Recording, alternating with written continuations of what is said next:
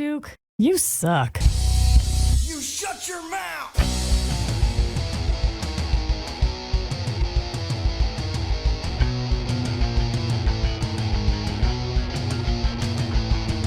Welcome to the Duke You Suck podcast. And now, Duke Durango. Hey, everybody. Welcome to the Duke You Suck podcast. I'm here with very special guests. I'm really proud to have these guys on my show. Jesse Modz and JD Lewis from Jesse and JD on the morning show on CJ92. Welcome to the show, guys. Duke, you suck. Thank you. Thank you so much. How many listeners are we expecting today? Like between 10 and 15? How No, many I'm telling talking? you guys are going to pop the ratings. We'll probably hit like 50 to 100. No, you watch. Wow. This will be a true indicator of how few people listen to our show when you're expecting a crossover audience and they don't fucking come. You know what, man? I have a friend, and I'm not. She has 10.4 million Instagram followers. Jesus. And she had, I think we got 310 views somewhere in there. So legit, nobody gives a flying fuck who I am. So it's just the three of us chatting for us. This is great. Yeah, you guys have. That's why I'm so appreciative, because nobody's watching. It's just you guys literally talking to me and entertaining me for an hour. As long as it's therapeutic, I'm in. It is, man. It's mental health with COVID. You know. Are you guys? How done are you guys with COVID talk? Oof.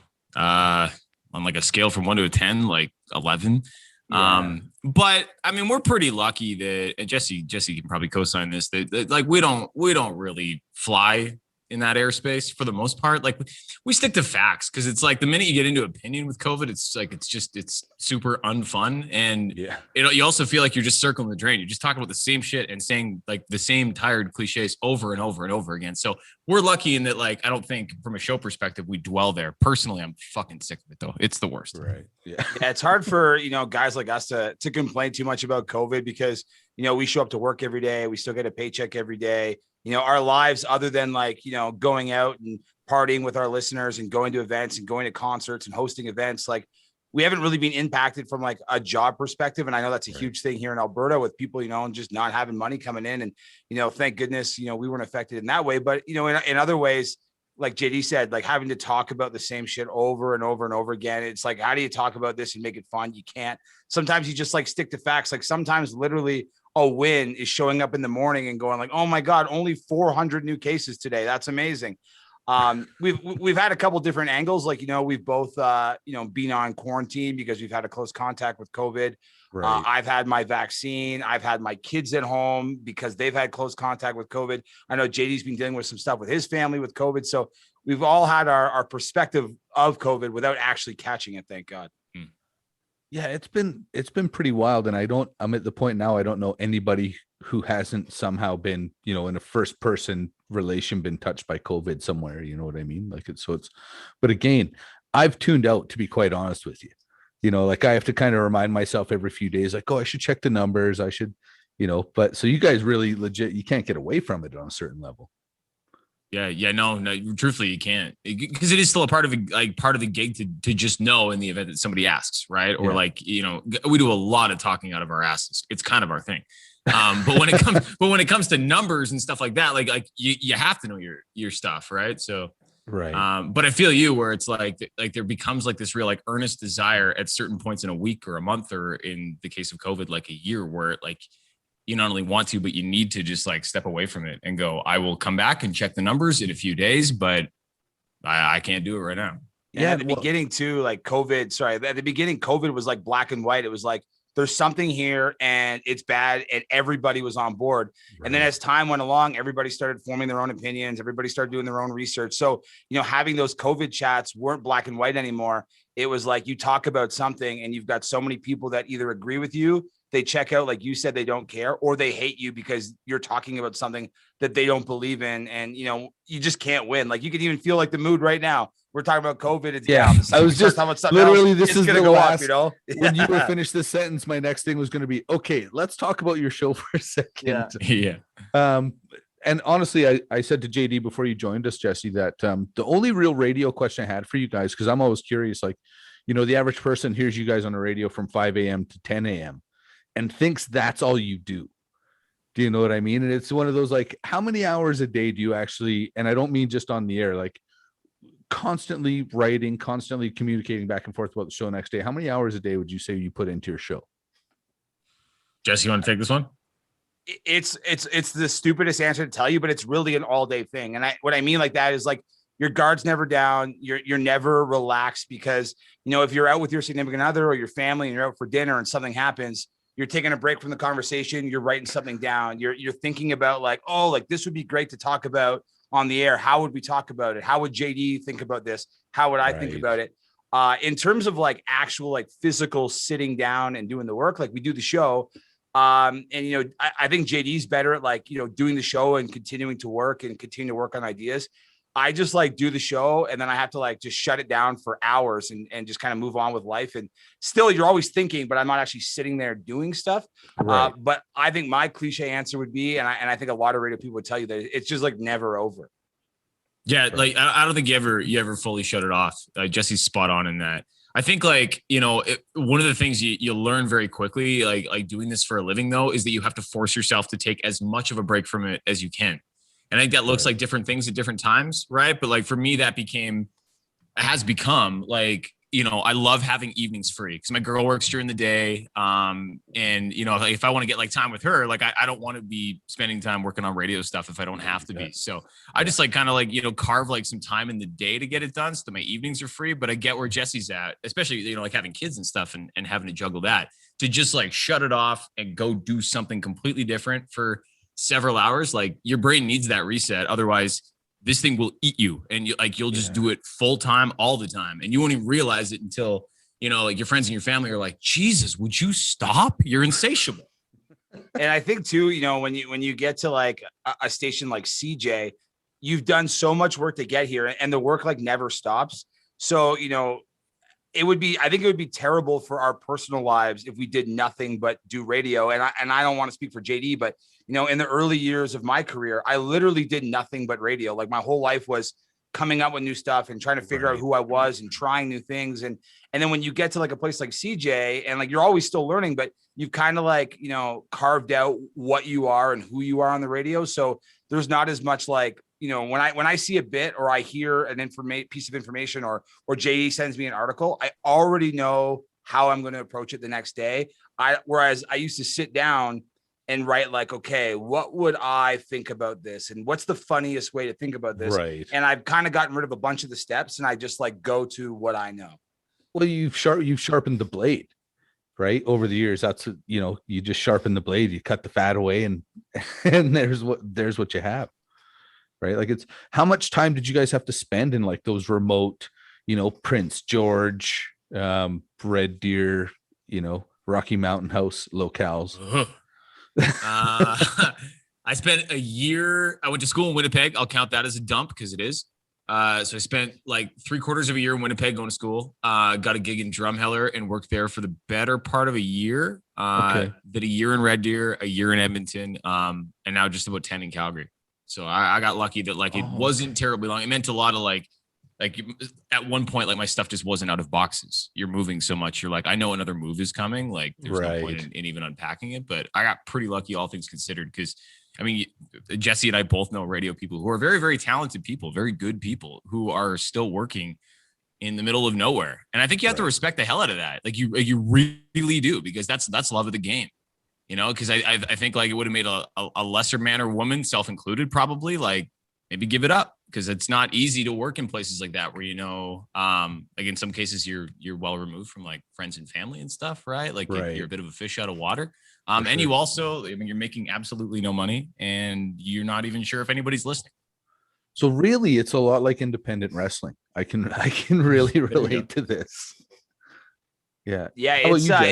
It was a same kind of story for me. I moved from my grandparents' basement just outside of Toronto, and I moved to this little town called Lac La Biche. And I was kind of like fortunate, like right away. I moved to Lac La Biche, and I was only there for like 3 months at this radio station doing a morning show there. But like I met like one of my best buddies to this day. I met my fiance there, and I kind of just like moved with my fiance Chelsea. Went to Prince George, and I was there for like 9 months, and that was like the funnest station I was ever at, because it was just nonstop partying. Like literally Chelsea, we didn't have kids. I became like best buddies with a dude who owned Alibis, the strip club down there. Oh, and we would go there with like a free tab all the time. And it was like chaotic. Thank God I was only there for 9 months. Then I moved to Kingston, Ontario, home of the Tragically Hip, like my favorite band of all time. And that was like a cool experience. Like the station sucked that I was at, but we got to do so many cool things. And it really taught me about like the music industry and, being around a band like the Hip all the time. I realized like how amazing it was to invest in these bands because you just never know who they could become. And what I thought was cool about the Tragically Hip was, they were friends with people that I worked with. And my mind was like blown. I was like, how is my favorite band of all time, like a band that I put on like the hugest pedestal, just friends with guys who make no money like me? And it was because they were there in the beginning. And I remember just like having a quick little lesson in Kingston being like, be good to all these bands, especially if you like them and you like them as people, because you never know who they could be. And I've kind of carried that lesson with me throughout. You pick up like little things, from everywhere you went. I went to St. Catharines after that.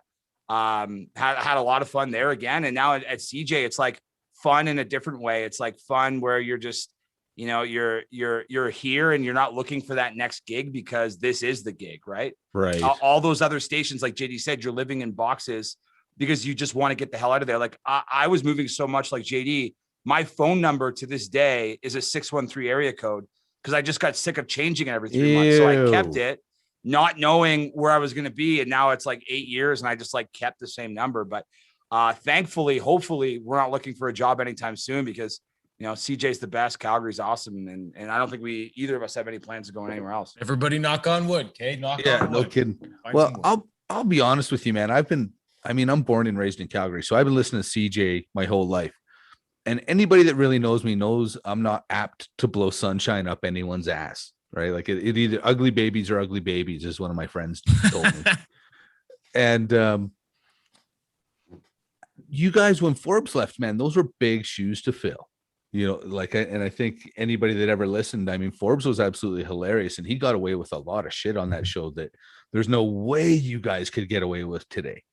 And so to be able to fill those shoes and do it really, really well, I think is a real testament to what you guys actually do together. Like your chemistry is absolutely excellent. Thank you. What's interesting about that is, I don't want to speak for JD, but like when you follow a guy like Forbes, there's no matching a guy like that. There's no emulating him. Right? There's no replicating him. All you have to do is like be who you are and hope that the audience responds, because anyone who's ever gone into a Heritage morning show trying to follow them and tries to like be that person, they're done. We call them like sacrificial lambs. Like they put in these knobs until those knobs are gone. They bring in someone new. And thankfully, we had Jerry who just like held our hand all the way through at the beginning and just said, hey, here's Jesse and JD, love them. And, it's been a pretty good ride ever since. Now, and did you feel it took some time to get some traction? Or did it just kind of roll on pretty smooth? No, truthfully, it took time for sure. We were lucky that like we were handed the torch by a guy who, listeners had a great affinity with. So him slapping us on the ass on his way out, like was like the ringing endorsement that we needed to get going. Not that there weren't stumbles in the wake of that as you kind of like find your footing, but I think I like to think anyway, we're both cerebral enough to have noted, like going into it, like there would be, like Jesse said, there would be no point in trying to be Jerry. There's one Jerry. Yeah. And Jerry would tell you the same thing about his predecessors, right? Like one of the greats in the history of CJ was Norm Edwards. And there was a lot of people when Jerry got the microphone, people went, in fact, Randy Sportak from the Calgary Sun told me this years ago. He goes, this is right before Forbes retired. He said, I remember the day Jerry started and I looked over at a buddy and I rolled my eyes and went, well, this guy's no Norm Edwards. I'll tell you that for free right now.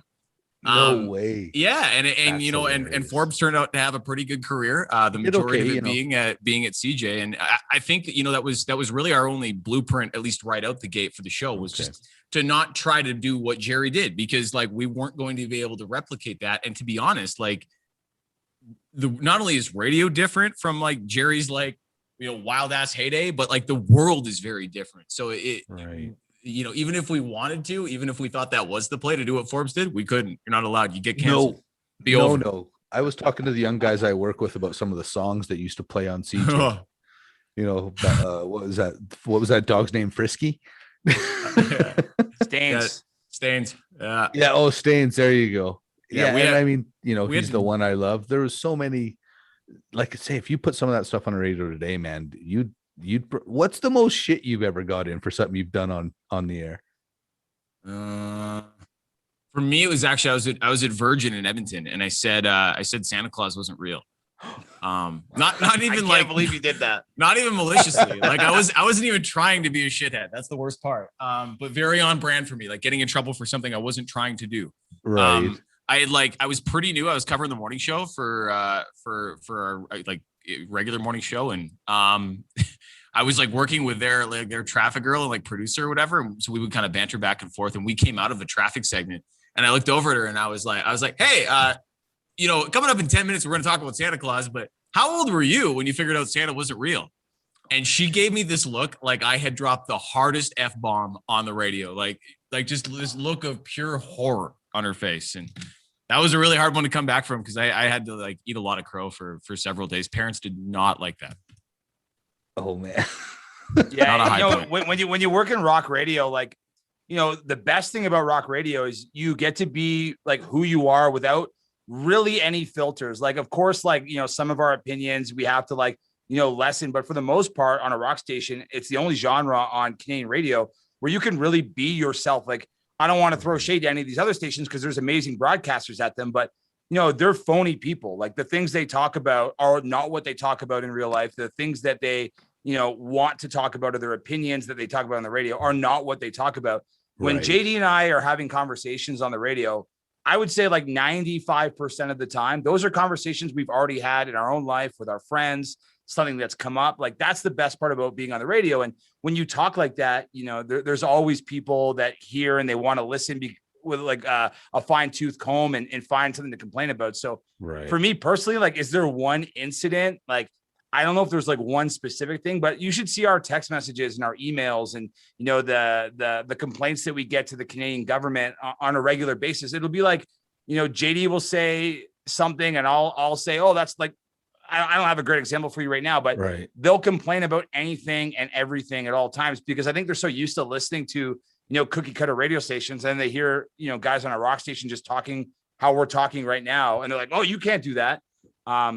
I never told the kids Santa Claus wasn't real, and I hope you edit that out as well, because the Santa Claus is real. Yes. If I'm there's any not children, editing. if there's any children watching this, any kids, I was wrong. And I later found out Santa's very real. I actually met him. He's a great dude. He was at my So- house December 25th. Yes. I'm going to tell you guys this right now. Having been someone that's made little kids cry as a bad guy at wrestling, Yeah. nothing gets edited out of this show. Okay. I'm going to say the same thing to the people that watch this show as the people that bring their children to wrestling. Why would you let your children watch this? Yeah, fair. That's all Fair I'm play. going to say. Fair play. I'm an idiot. Do not let your kids watch me. Like, legit.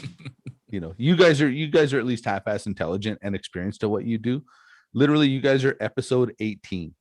So, so yeah, I can't tell you how much I appreciate you coming on. It sounds like blowing sunshine, but legit, I'm some nobody. So to have two big studs like you on here is pretty impressive for me. Thanks for having us, man. Yeah, no problem. So, okay, I want to talk about Johnny Cash, man. Where did that come from? That's a painting from a local artist named Chris Tuddy. Okay. He's got, I can't show you right now, but like all the artwork behind me is from him, and he'll just like come up with these pieces and he'll be like, hey, like, what do you think of this? And I'll be like, paint it. And he'll do it. And I asked him to do a Johnny Cash one. Nice. Yeah, I actually just got a Johnny Cash tattoo over the break. And, Johnny Cash meant like, different things to me other than his music. And JD made fun of me on the radio when I got the tattoo. He was trying to get me to name, more than one Johnny Cash song, but no, there's nothing really there. He was big to my grandparents. I listened to him all the time as a kid, and I loved what he stood for. And that's what the picture's about. Anyways. That's awesome. I should try and hook you up with my buddy Ajax. He's the same kind of rock and roll as his genre, and he's a tattoo artist, painter, and actually you can't see it, but I got a slash over there by him. He lost his sight to COVID. It's a long story I will not bore you with. But he was actually doing vision impaired speed paintings, and Wow. they were unbelievable, and then there's me with a stick man. So let's talk about your art for a second, JD. What's going on with that clock, man? What's that big bullshitty clock behind me. It's the one thing I hate about this place, actually. The When I home moved- sense special. Yeah, literally, or winners or something like that. I moved into this place and it's got like these big ass ceilings. It's like 25-foot ceilings, and seriously? yeah, it's dope. Cool. I love Yeah, it, but it's awesome. like the tricky thing is like that's a lot of wall. Like I thought I had a lot of stuff to put on walls, and then I had 25-foot walls and a few of them to fill, and so it was like you have to go buy obnoxious stuff like that. Right. At like a Winners or a Home Sense. So It's actually cool. I'm just being a dick. It's actually cool. It's yours if you want it, literally for No. free. Because I need to find something good. else to put in there. That's actually like the last piece, and then I actually feel like after 2 years in here, I finally have this place decorated. So Now I'm going to get a little personal with you, JD. How long have you been with Amy now? not long enough. Not long. Well, because that was no. where I was driving at. Like not long enough to help you decorate yet. Or Oh, what's happening? no, it's been like a year and a half almost. Yeah, and she has a much better decorated place than I do.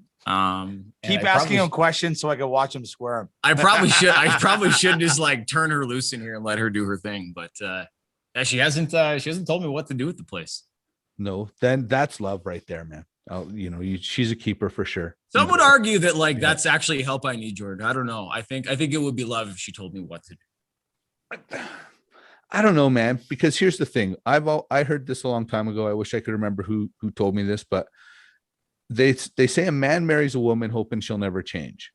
And oftentimes, not every time, but oftentimes a woman marries a man thinking she's going to change him. So the fact that she's not working on you speaks volumes. Yeah, I dig that. That's very astute. I like that. Yeah, that's coming from a loser that's been married to a queen for 23 years. You're a smart man if you know you're a loser and she's the queen. That's smart. Well, you could be happy or you could be right. Pick your battle. Yeah. How about you, Jesse? How long have you been with the lovely and talented Chelsea? 10 years in October, a long time. Is that right? And yeah. Now, you followed her to Calgary? Like, so your career followed her, or did you have to drag her around to those other places? No, she's been with me since like the very beginning. So Lac La Biche, Prince George, Kingston, St. Catharines, Thorold, Niagara Falls, Calgary. Yeah, she's been around for the ride. It was awesome. Like I love that I've been with the same girl throughout my career because she got to be there when, we were making $0. Yeah. Like having a kid in this like dumpy ass apartment in Kingston. And it's so cool to be able to look back on like the life that we built together over like the last 10 years and be like, hey, remember when we were doing that? And look what we're doing now. And not to say that anything is like crazy right now, but it's just like where we were at the beginning. Like my grandma had like leased a car for me and I was like struggling to pay her every month. We had a baby. I was making like $600 every 2 weeks and my rent was $950. And I was like every month trying to figure out how I'm going to pay my stuff. And, to have one person with you, like for the whole journey, it's funny because on the show, we always talk and I joke around because I think a lot of guys, talk about their wives in a different kind of way. Like I do. And it's a rite of passage. At the end of the day, I love her. She's been there since the beginning. I got no plans of going anywhere else. I proposed to her like, I don't know, like a year or two ago. And we were supposed to have a wedding last September, canceled because of COVID. This September, canceled because of COVID. And I'm just happy. I've been following the wedding. I have been following kind of the goings on. Yeah, we got 2 kids and everything. So like, it's not like we're in like a huge rush or anything. But yeah, long answer to that very quick question. 10 years. 10 years, hey? Yeah. So, and that to me is how you have the right woman, because I honestly can't remember if I was married when this story happened, but I was wrestling in a place that used to be called Hobima, and now it's called Musquatches, and literally got chased out of the arena. Like had to get security to bring us to the car, surround the car, and get us out of the parking lot. And my wife was at that show. And I had to go to the good guys and say, okay, take my wife to Pinoca. I'll meet you at the 7-Eleven in Pinoca and take her home. And she didn't leave. So you trusted wrestling guys with your wife? Yeah. One of them was actually my best friend. He was like the best man at my wedding. So he was okay generally. And it was only 20 minutes, but otherwise, no, man. I would see, this is the God's honest truth. I would have a young guy come in the locker room and say like, hey man, I want my girlfriend to be my valet. And I would say, do not bring your girlfriend into the business. Like if you hate your girlfriend, bring her into the business and then you can break up with her. But otherwise don't don't bring your girlfriend in here. Yeah.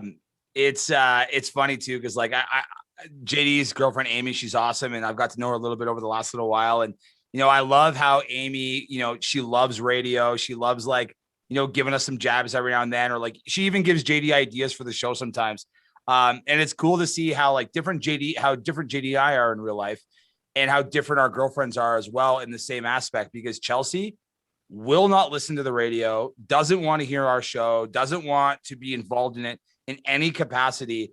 Yet at the same time, like is so proud of like what we've accomplished and where we are, but literally wants nothing to do with it. Like I could never get her to listen to anything on the radio. So, but she's not listening to other stations. She just doesn't listen to the radio.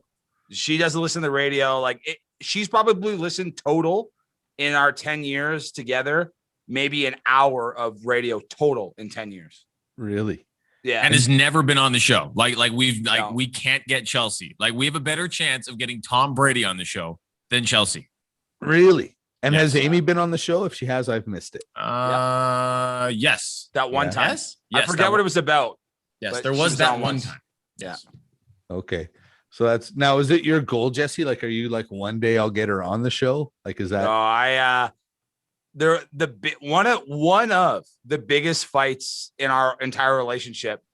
I cold called her while I was on the radio, and I had this like whole stupid like prank call bit with her that she was not in on, and it involved like a bunch of guys going to our house, and I aired it on the radio, and she fucking lost it.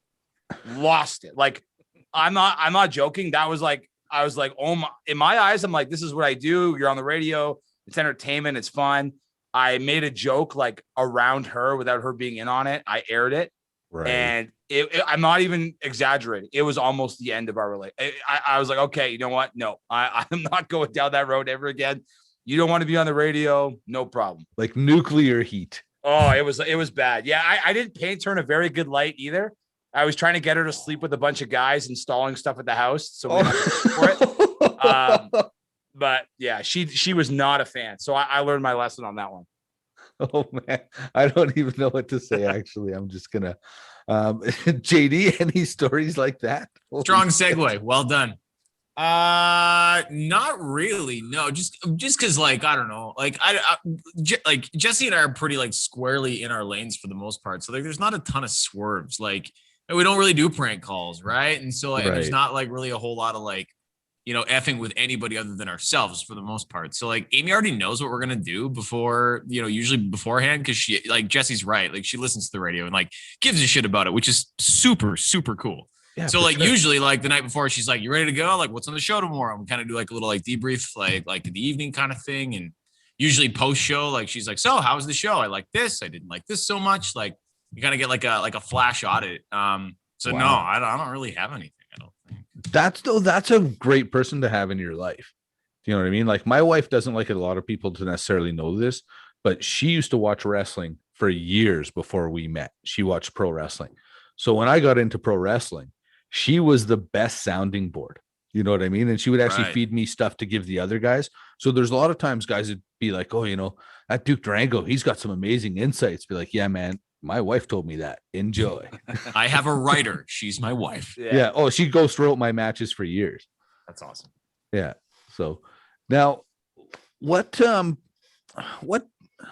like legit, what drove you guys? And this is a cheesy question, but I fell into pro wrestling. Never, ever thought of something I was going to do with my life. I thought, to be quite honest, I thought it was horse shit. How did you go? What drove you to get into radio? And it's such a cheesy cliche question, but it's always kind of my thing is like, how did you fall into it? Is it something like, man, when you grew up, you wanted to be on the radio? I had an uncle who did it, and I always thought he had a cool job, and it didn't seem like he worked very hard. So I was like, well, wouldn't mind replicating that if we could make it the family business or something. But like a little more honest, I guess, than that. Like I got out of high school and just like, I don't know, I came from a small town of like 7,000 people. And there wasn't like a whole lot of like creative options for for a creative kid, right? So it was like learn to weld and hate it and probably die young because you hated welding so much. It just, or go find a creative outlet. And radio just always made the most sense to me, not only because like I had an uncle who did it, but I lived rurally outside of a community of 7,000. So without making it sound too sob story, like it was kind of lonely sometimes because we were like out of town and like my parents both worked a shit ton. So I spent a lot of time at home. I spent a lot of time listening to the radio, like whether I'd listen to like pregame, like hockey, I would listen to the hockey game itself. I would listen to the postgame show, and then I'd see how late I could stay up and see how many of those old radio dramas, like those half-hour ones, the QR77 still plays. Yeah, you bet. Yeah, I'd stay up and try to listen to as many as I could and tape the ones that I couldn't and listen back to them the next day before the pregame sports shit. So it was like, I loved radio. Radio was like one of my best friends growing up, as sad as that sounds. And so like the idea to be able to do that and to be that company for people, like that was just always very appealing, on top of being like a wicked creative outlet, because every day is so different. Like you never know what's going to come flying at us. And we have pretty well carte blanche from our superiors to kind of put whatever we want through the speakers. We don't get told what to talk about very often. So for a creative dude, that's kind of the dream. So that's how I got into it. That's pretty cool. Yeah. Yeah. I kind of got like two different versions for myself. The easiest version to tell people is growing up playing hockey, the goalies on my hockey team, the goalie on my hockey team, his parents were both famous radio DJs in Toronto. They were the Modz, Paul and Carol Mott. They were on 1010 CFRB. And I remember like everywhere they went, people would go to them and they would want to talk to them and they would want to, get their picture taken with them. And we would do, a hockey tournament in some weird place in Ontario, and they would bring their mobile broadcast van and they'd be doing their show in the parking lot, and they'd have like an audience, and people were like, oh my God, this is so cool. And I found myself like over the years being around these people all the time, just like wanting to be involved somehow, like wanting to watch, wanting to learn, like what's going on? Like, how are people in love with you guys? This is so strange to me. Like, I know you as, Garrett's mom and dad, yet everywhere we go, people are like flocking to, like, what are you guys doing that's attracting people? And over the years, I would always ask questions. And then eventually there was like, I was in like grade 9. And I just said to them, I'm like, I want to do this. Like, what do I do? And they're like, we'll pick you up every morning. And they were doing the morning show in Toronto, which is like, for some people, it's like the be all end all.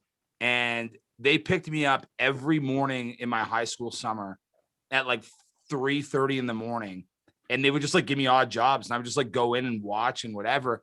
And I just like fell in love with it 100%. I was like, this is what you do for a living. Like, I would see them pick me up. We would go grab a coffee. We would drive into Toronto. I would see them sit across from each other and have like the best day ever, laughing, so much fun. We'd get in the car, we'd grab lunch, and we'd go home. And then they were done for the day. And I was like, this is your job. Like, you just, this is what you do. And when I saw like, my other buddies go into their warehouse jobs, and I did landscaping as well. And I was like, man, I don't love this. Like, I hate going to work. I hate getting up. I dread every morning, getting up and put my work boots on. Yet I'm watching two people that I know love every day of their life. They love going to work. They make great money. You'll never find a radio person complain about their job. You'll never find a radio person being like, oh, I got to get up tomorrow and go do my show. Like, we love it. Everybody that's in this industry loves it. And that's the very easy answer to that question is, I saw two people firsthand do it for most of my life and saw how much they loved it. And I was like, if they can do that, I want to do that. That's actually super cool though. Like, that's, to kind of, not a lot of people get that opportunity to see. And this is going to sound, I don't know, I don't have the right words because I'm just a dumb wrestler guy, but like the elite level of radio, for lack of a better term. So for you to have that up close and personal experience with that on a day in and day out basis is yeah, I could see that being just a massive influence. It was like, JD will laugh about this or roll his eyes about it, but like, there is a certain degree where people are like obsessed with celebrity. And, for me, I've always been drawn to very successful people, especially in the public eye. Like anybody who's like super good at whatever they do and becomes like someone that, people want to gravitate towards is like being in my head since I was a kid watching Paul and Carol Mott. And I just remember like, I know I said this, but like I would see them at these like no-name hockey rinks all across Ontario, and just people would just like come to them. And like, I just remember being this like little kid being like, how do I do that? Like, How what do I do you draw have to people? do? Yeah. And they were able to do that. And they were the most like mom and pop people of all time, humble, amazing people. There was nothing special about them except they were just like uniquely themselves. And that was like the one thing of advice that they used to give me. Like, I used to drive for like an hour to and from the radio station with them. And I would just like ask a million questions. I probably annoyed the hell out of them.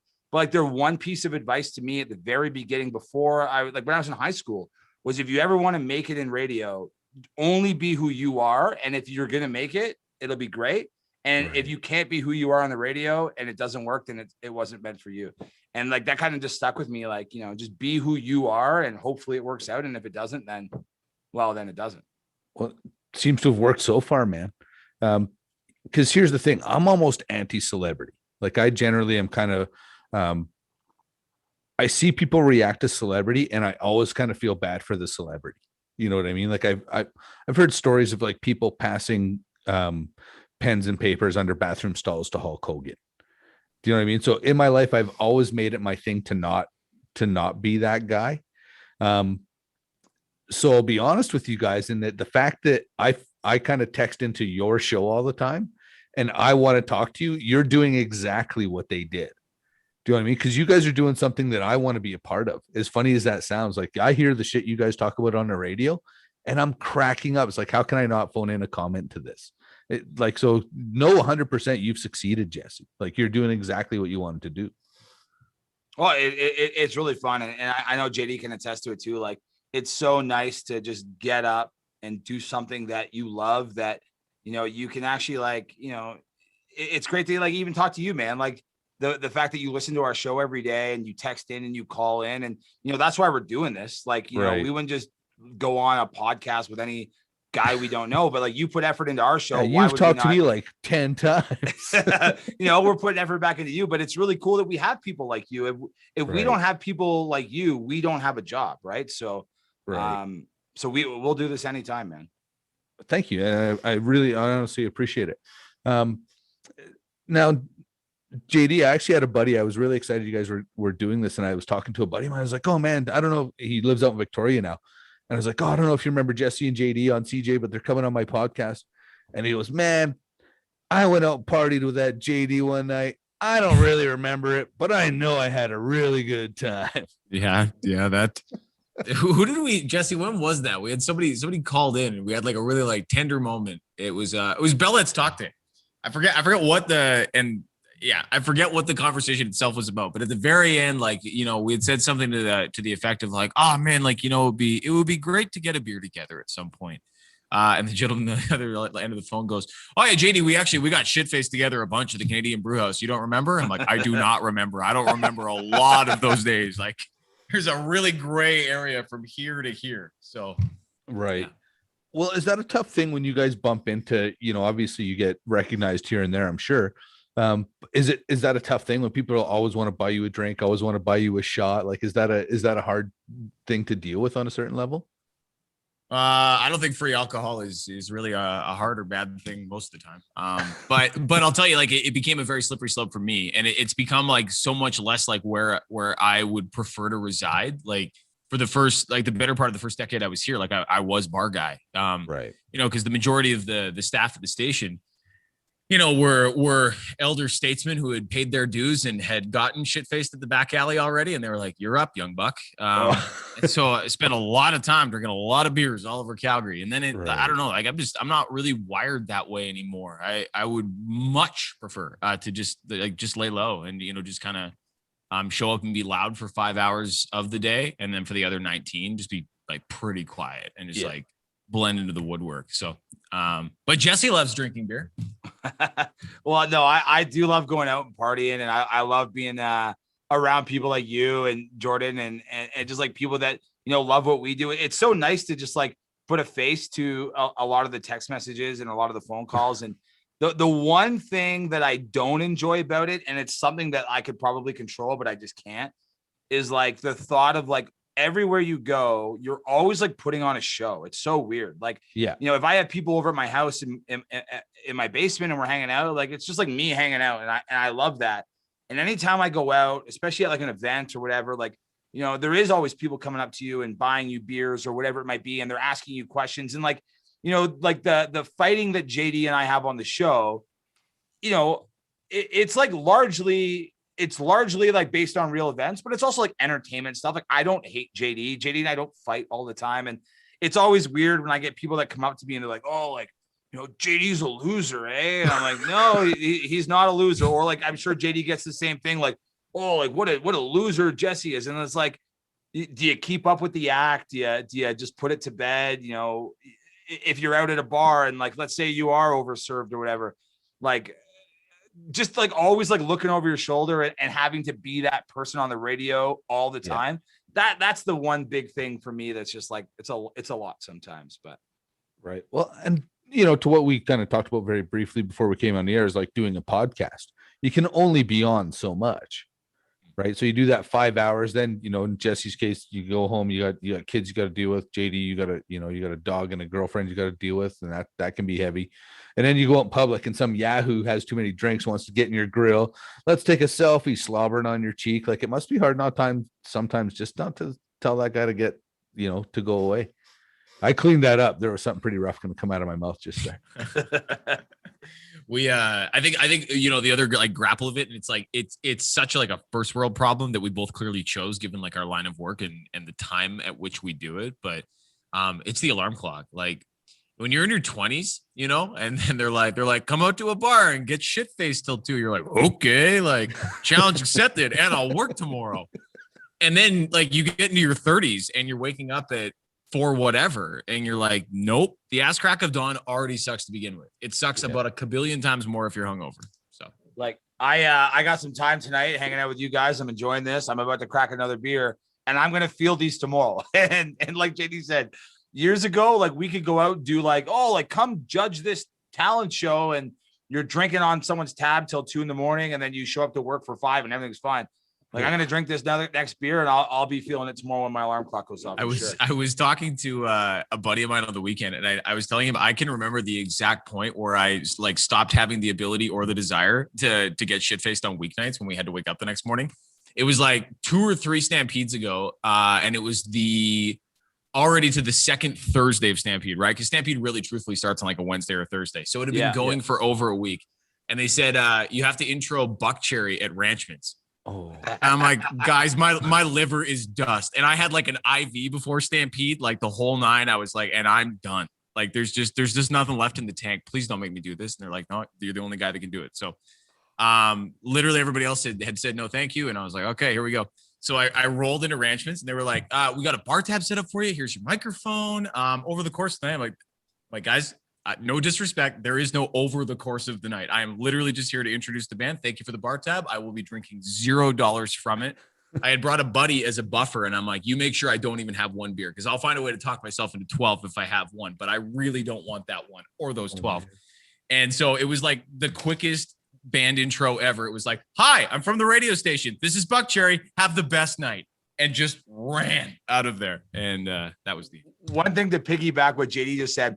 One of the okay, so like, I know we're painting this picture of like, oh, like, poor us, like, oh my God, we have to go drink and boo friggin' who, guys. Boo hoo. But what I love about rock radio, what I love about CJ is if JD wanted to get absolutely shit-faced at that Buck Cherry show and drink 50 beers and, you know, have sex with 3 strippers on camera in front of people, again? Like, nobody would care. Nobody would care. Our audience would be like, yeah, CJ rocks. And like, if you're on any other station, like, if you show up to a station event and you have a beer in front of people, you're gone.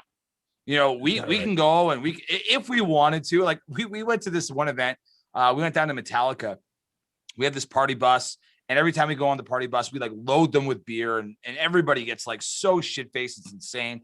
And we had to go on the radio the next day, and our bus didn't leave Edmonton till like close to like 1 a.m. or something, JD. I forget what it was. And we got back like after 4:30, and we're like drunk and we partying all night. And our boss is like, make that the bit. You guys are drunk and hungover. Make that the bit. That's the best boss ever. I'm like, how is that fun? Like, for the audience, we're just in here like bags of shit, drunk and hungover. And anyways, that's what we did. And it was like the worst show ever. I remember just like turning the microphone on and like not wanting to say a word and like just dreading every single time. But at the same time, that passes sometimes in rock radio, because not to say that our listeners are a bunch of drunks and degenerates, but a lot of times we go to rock shows on a Tuesday night and it's our only night out because we're dads, we're moms, we got a babysitter, and we worked our ass off all day. The guys take their work boots off at 6 o'clock.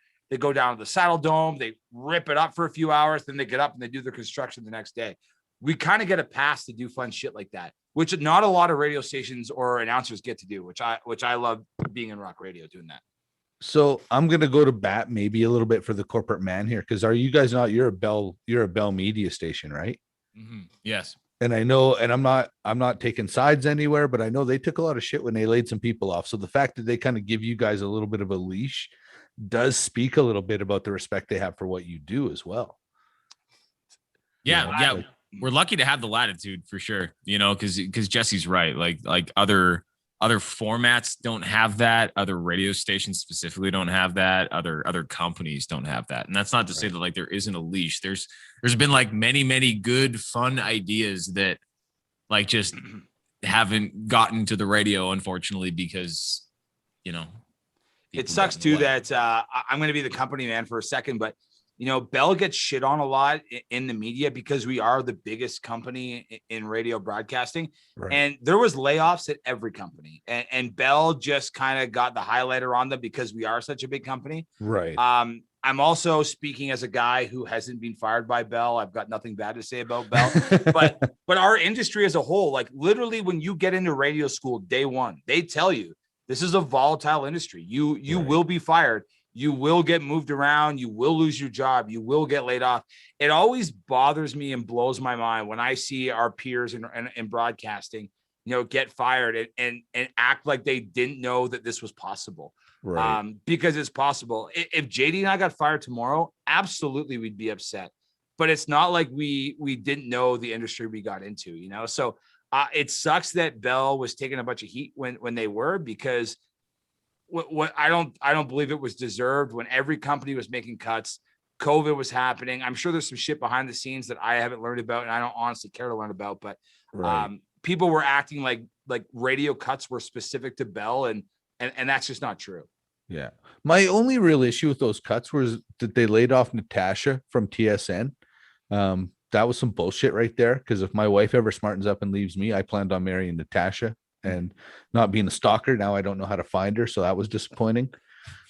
Otherwise, I mean, not being a stalker, now I don't know where to find her. I love it. Yeah. That's gonna get clipped, Jordan. If you're ever the subject of a true crime documentary, that's the clip right there. Yeah, that's getting played back at my funeral, I'm sure, somehow. On that note, boys, I'm gonna let you out of here. I know you got something else to do. Guys, thank you so much for your time. Tell the people, if you want to grow your mass social media following to my massive viewership, tell the people your social media handles. At JD from CJAY on Twitter and Instagram, and fuck Facebook. JD, this is the first podcast, by the way, I've done in 4 years where they haven't brought up Bret Hart. And this is coming from a guy who's interviewing us wearing a Bret Hart t-shirt. So thank you for that. I think he knows we talk enough about that. Thank you for not asking, Jordan. When I saw your shirt, Jordan, I thought this whole interview was going to be like, so tell me about Bret. And thank you for making it not that. I've met Bret. I'm okay. Actually, real quick, one of my claim to fame is I was wrestling in the Bret Hart Invitational at X Fest or Edge Fest or something like that. And he was going around the locker room getting introduced to all the other boys that were wrestling there. And his nephew brought him over to me, and I turned around and I went to shake his hand, and Bret looks at me and goes, "Hey, I recognize you." So that's my big claim. He didn't know my name, but he knew my face. My Twitter handle, by the way, or whatever, is at Jesse Modz, but at Jesse Modz. And Bret is the best, and that is a great t-shirt. So thank you very much. Thanks a lot for this, Jordan, by the way. This was fun. Yes, you guys, thank you so much. And JD, I don't know if you golf, but I will be in touch with you guys soon. Let's get out and play around to golf. If you guys are interested, I'd love to take you out on my nickel. 100%. Yeah. And you can absolutely pay. Deal. Yeah. I'm in. Booze and golf on me. Thanks, boys. Hey, take care, boys. Beautiful. Thanks fella.